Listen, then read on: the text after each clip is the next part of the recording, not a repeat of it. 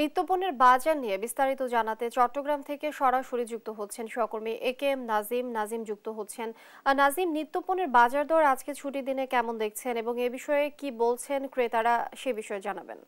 আসলে নিত্যপণ্যের বাজারে যে ঊর্ধ্বগতি সেটি কোনোভাবে নিয়ন্ত্রণ করা যাচ্ছে না, কারণ প্রতিদিনই কোনো না কোনো পণ্যের দাম কয়েক টাকা করে বাড়ছে। এতে করে সাধারণ যারা ক্রেতারা রয়েছেন তাদের মাঝে নাভিশ্বাস তৈরি হয়েছে। কারণ আহ, প্রতি কেজি এখানে পেঁয়াজ বিক্রি হচ্ছে 85 থেকে 90 টাকা, আর রসুন বিক্রি হচ্ছে 220 থেকে 250 টাকা, আলু বিক্রি হচ্ছে 65 থেকে 70 টাকা। কারণ গত সপ্তাহে সেই আলু ছিল 60 টাকা থেকে 65 টাকা, সেটি এই সপ্তাহে এসে আপনার বেড়েছে 5 টাকা, 70 টাকা করে বিক্রি হচ্ছে। পাশাপাশি অন্যান্য যেসব মুদি পণ্য রয়েছে সেগুলোরও দাম বাড়তির দিকে।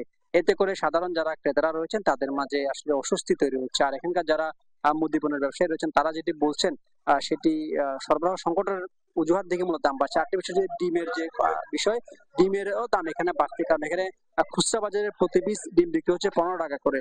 সেটি খুচরা গ্রামগঞ্জে গিয়ে আরো দাম বাড়ছে, কিন্তু ব্যবসায়ীরা বলছেন ডিম সরবরাহ ঠিক থাকলেও কিছু একটু সিন্ডিকেট তৈরি করে আসলে এই ডিমগুলো চট্টগ্রামে প্রবেশ করে। বিশেষ করে ঠাকুরগাঁও, রাজশাহী, টাঙ্গাইল এইসব জেলা থেকে ডিমগুলো চট্টগ্রামে আসার পরেই বিভিন্ন হাত বদল হওয়ার পর আসলে হু হু করে দাম বাড়তে থাকে। এতে করে সাধারণ যারা ক্রেতারা রয়েছে তাদের মাঝে নাভিশ্বাস তৈরি হচ্ছে, কারণ যে ডিম আগে ছিল 10 থেকে 12 টাকা, সেই ডিম এখন প্রতি পিস বিক্রি হচ্ছে আপনার 15 টাকা করে।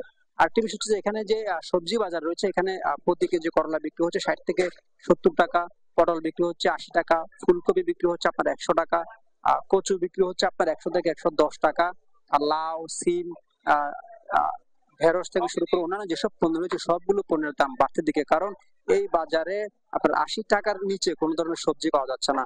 কারণ এখানকার যারা ব্যবসায়ী রয়েছেন তারা যেটি বলছেন আসলে বৃষ্টির কারণে, বর্ষার কারণে সরবরাহ সংকট, সেই জন্য আসলে এগুলোর দাম বাড়ছে। কিন্তু সাধারণ যারা ক্রেতা রয়েছেন তারা বলছেন যে প্রতিবারই আসলে কোনো না কোনো অজুহাত দেখিয়ে প্রতিটি পণ্যের দাম বাড়ানো, এতে করে ভোক্তার সাধারণের আসলে ক্রয় ক্ষমতার বাইরে চলে যাচ্ছে।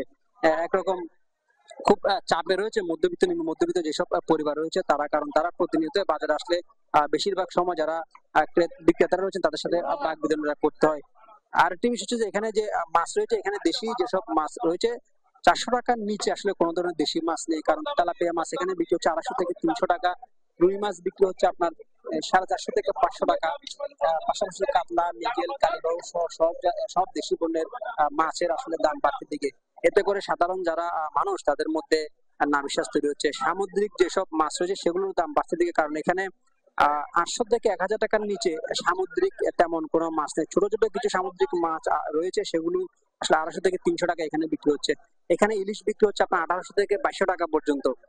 কারণ এখানকার যারা ব্যবসায়ী তারা বলছে এগুলো মানে টাটকা এবং খুবই ভালো মানের মাছ, সেই জন্য এগুলোর দাম বাড়ছে দিকে। আর অন্যান্য চিংড়ি মাছ এখানে বিক্রি হচ্ছে আপনার 800 থেকে 1000 টাকা করে। পাশাপাশি কোরাল, সাগরের যে পাঙ্কাস যে মাছ রয়েছে সাগরের, সেটিও বিক্রি হচ্ছে 800 থেকে 900 টাকা করে।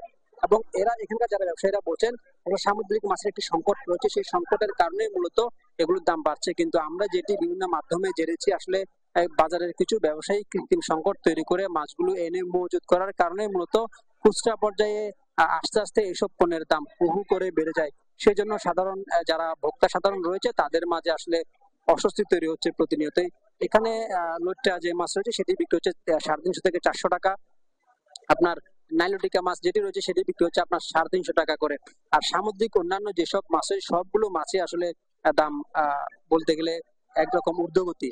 আর ফার্মের যে মুরগি রয়েছে সেটি বিক্রি হচ্ছে ব্রয়লার মুরগি যেটি বলা হয় সেটি বিক্রি হচ্ছে আপনার 180 থেকে 200 টাকা, এবং সোনালী যে মুরগি রয়েছে সেটি বিক্রি হচ্ছে আপনার 300 থেকে 400 টাকা পর্যন্ত, এবং দেশি যে মুরগি সেটি বিক্রি হচ্ছে আপনার 600 থেকে 450 টাকা পর্যন্ত। এখানে খাসির মাংস বিক্রি হচ্ছে আপনার 1200 থেকে 1250 টাকা, এবং গরুর মাংস বিক্রি হচ্ছে আপনার 850 থেকে 900 টাকা পর্যন্ত। এক্ষেত্রে বলা যায় সাধারণ যারা ব্যবসায়ী রয়েছেন তাদের মাঝে এই যে দীর্ঘশ্বাস সেটি আসলে কোনোভাবেই কাম্য নয়। কারণ আমরা দেখি মাঝে মধ্যে এখানকার যারা ভোক্তাদিকে সংরক্ষণের উদ্দেশ্য সহ যারা বাজার নিয়ন্ত্রণ করেন তারা অভিযান পরিচালনা করলে আসলে সেগুলো কোনোভাবেই নিয়ন্ত্রণ করা যাচ্ছে না। তাই সাধারণ যারা ভোক্তা রয়েছেন তারা বলছেন যে বাজার নিয়ন্ত্রণে প্রতিনিয়ত আসলে অভিযান পরিচালনা করা দরকার। বিশেষ করে যারা ব্যবসায়ী, যারা পাইকারি মাল খুচরা বাজার সরবরাহ করে তাদের উপর অভিযান পরিচালনা করলে আসলে বাজার নিয়ন্ত্রণ করা যাবে বলে বলছেন সাধারণ মানুষ। এই ছিল বাজার থেকে আমার কাছে থাকা সমস্যা। নাজিম, অসংখ্য ধন্যবাদ আপনাকে। দর্শক, চট্টগ্রামের বাজার পরিস্থিতি জানছিলাম সহকর্মী নাজিমের কাছ থেকে।